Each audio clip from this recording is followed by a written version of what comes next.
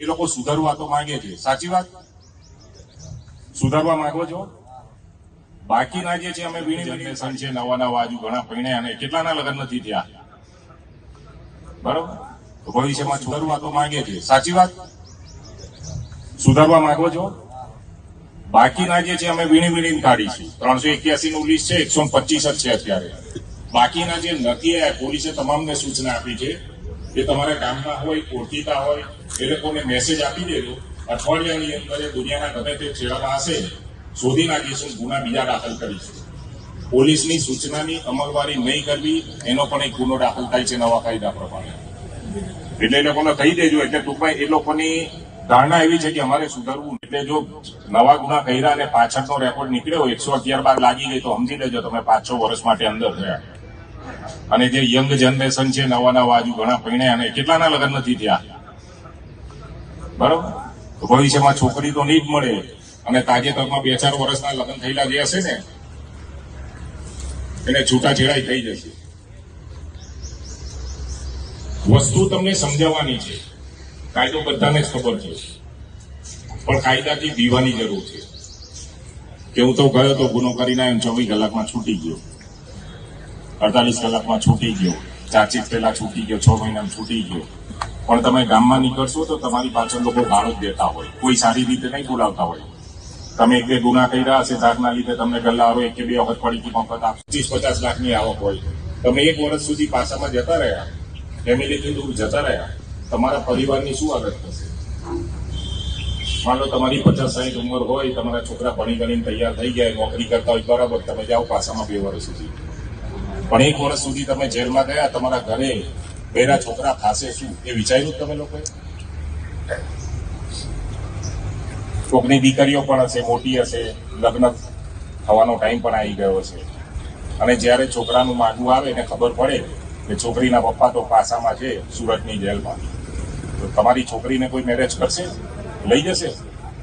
એ જ રીતે જેને છોકરાઓ છે એને પણ આ વ્યક્તિ ધાંગધ્રાનો હોય કે જે જિલ્લાનો હોય, એ જિલ્લા ટપાઈને 3 થી 4 જિલ્લા, માન લો સુરેન્દ્રનગર જિલ્લાના કોઈ વ્યક્તિને પાછા કરે તો એને મોકલી દેશે કચ્છ, ભુજ, કાં તો સાબરમતી, કાં તો ડાંગ આવવા કે સુરત.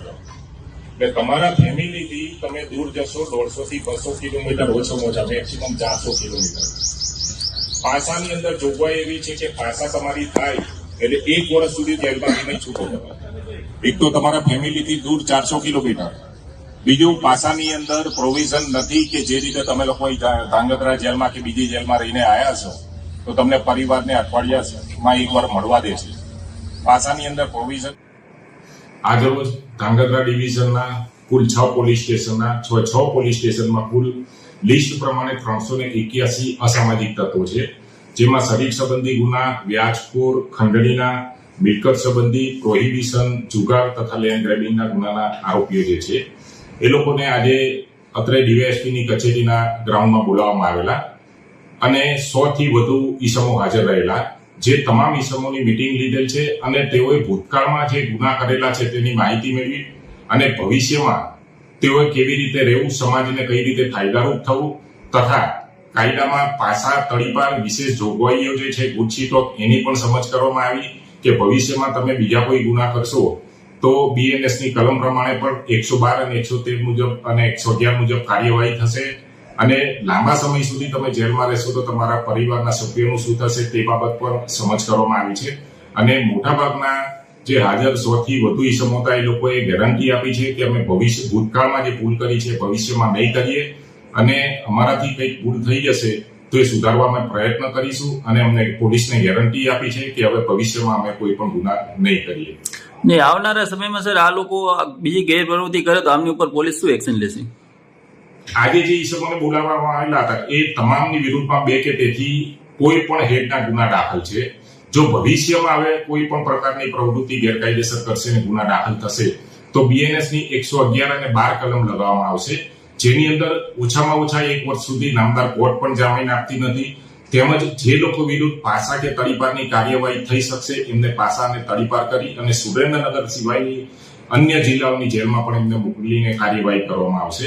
આ ઉપરાંત હાલની અંદર DG સાહેબ શ્રીના હુકમ પ્રમાણે તમામ અસામાજિક તત્વોના ઘરે વીજ ચેકિંગ પણ ચાલુ છે અને ગેરકાયદેસર જે મળી આવે છે એ કનેક્શનો કાપી અને દંડની જોગવાઈ છે એ પ્રમાણે દંડ પણ કરવામાં આવેલા છે અને નગરપાલિકા અને સ્થાનિક પંચાયતને સાથે રાખી અને જે પણ અસામાજિક તત્વો છે એ અસામાજિક તત્વોએ પોતાના રહેણાંક કે આજુબાજુ ઓફિસ કે દુકાનોની અંદર કોઈ પણ પ્રકારનું ગેરકાયદેસર બાંધકામ દબાણ કે અન્ય ચીજ વસ્તુઓ કરેલી હશે તો એ હટાવવાની કામગીરી પણ હાલમાં ચાલુ